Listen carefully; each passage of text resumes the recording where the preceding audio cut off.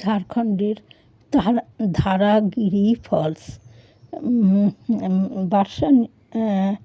বাসিনী গ্রাম এক মহিলা সবাইকে দেখাতে নিয়ে যান